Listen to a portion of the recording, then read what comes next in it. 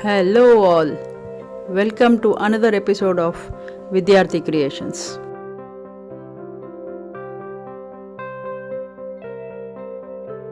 Today let us learn how shading is done.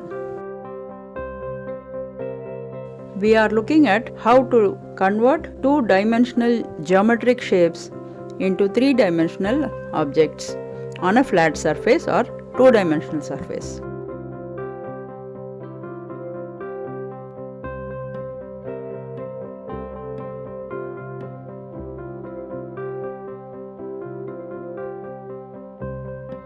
It is important to understand the concept before we proceed with shading. We are going to convert shape into form.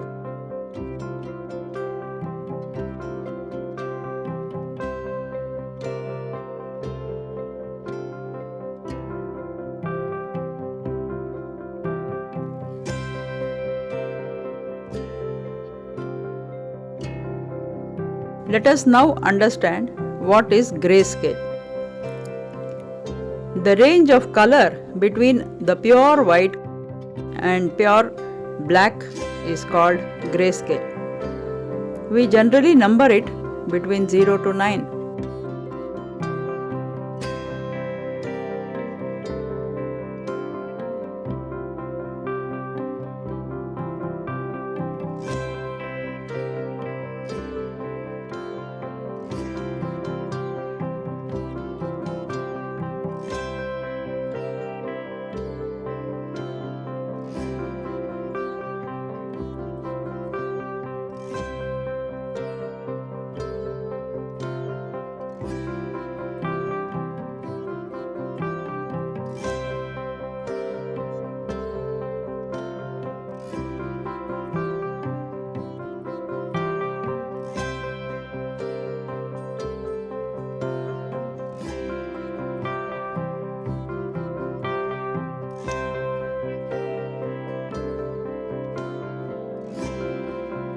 Now let us practice shading, starting from dark, ending in lightest shade, and vice versa. This practice will help in controlling the pressure that is applied to achieve a particular shade of grey.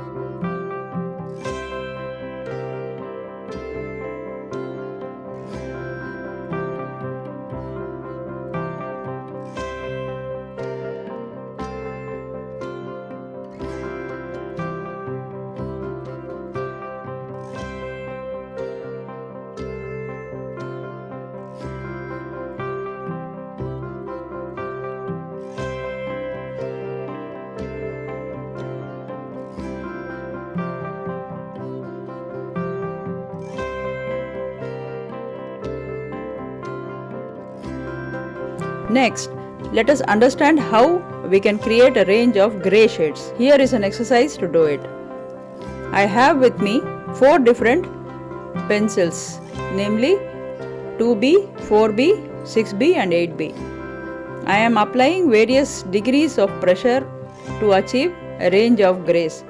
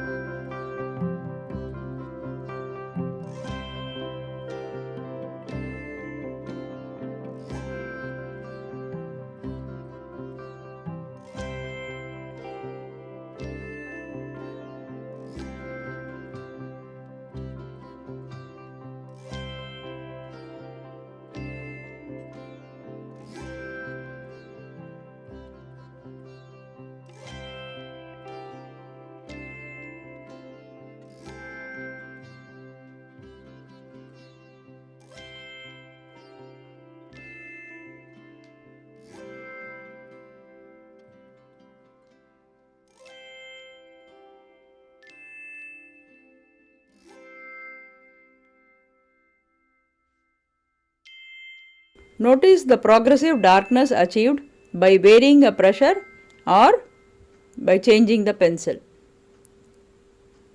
You have to practice these ranges to fully familiarize with the shading technique. Next, we will look at the different methods by which we can achieve the range. First is hatching. It is a single line shading and it should be done by starting from left to right or right to left. It should not be a zigzag movement. Second is a cross hatching, where each layer is placed at a different angle from the first layer. So the more the number of layers, the darker it is going to be.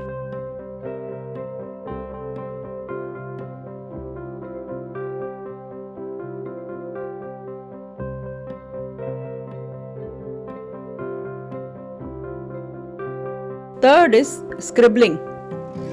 Or we just scribble lightly first and then layer by layer we have to make it dark.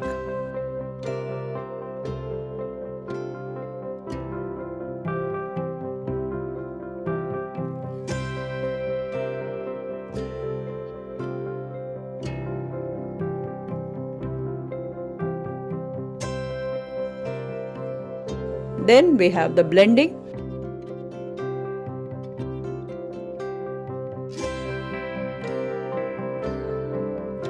Here I am using a tool called tortillon, which is a rolled paper, to blend the pencil marks. The next is stippling, which is marking with dots.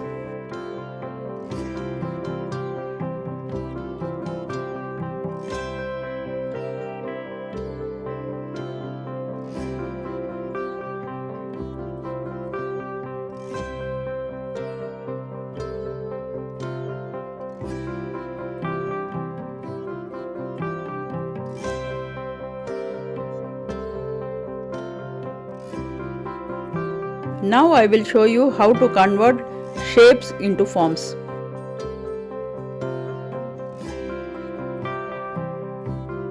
Always note the direction of light. Opposite to this is going to be the shadow. Shading always depends on the direction of light.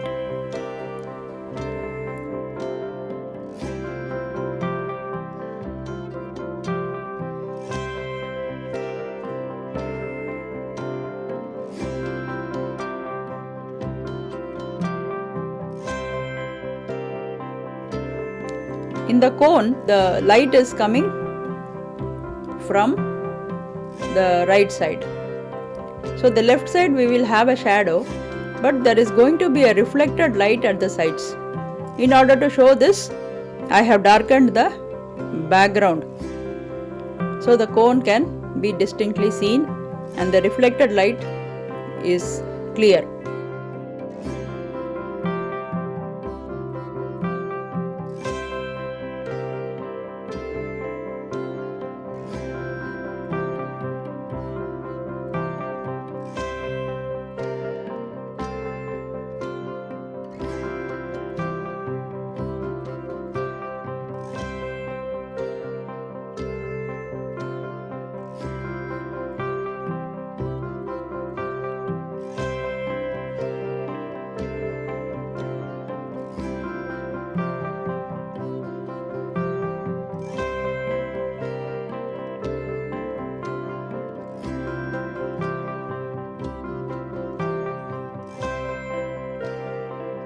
Next we have the cube. The cube is a flat surface on all sides, so it's easy to shade it. Here I have shown the light as coming from the corner of the cube, so both the top and the side will have brightness, but it will recede to a darkness. So I have lightly shaded the top and the sides.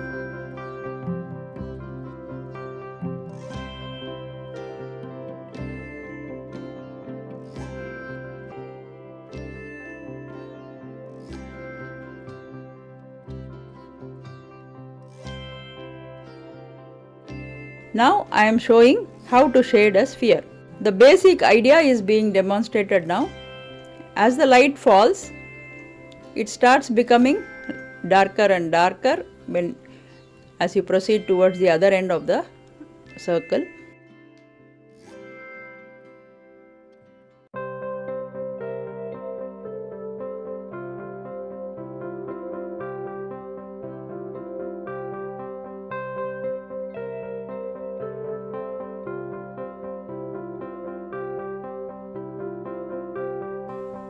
But at the end of it, there is a reflected light. This should be noticed in any form that you see.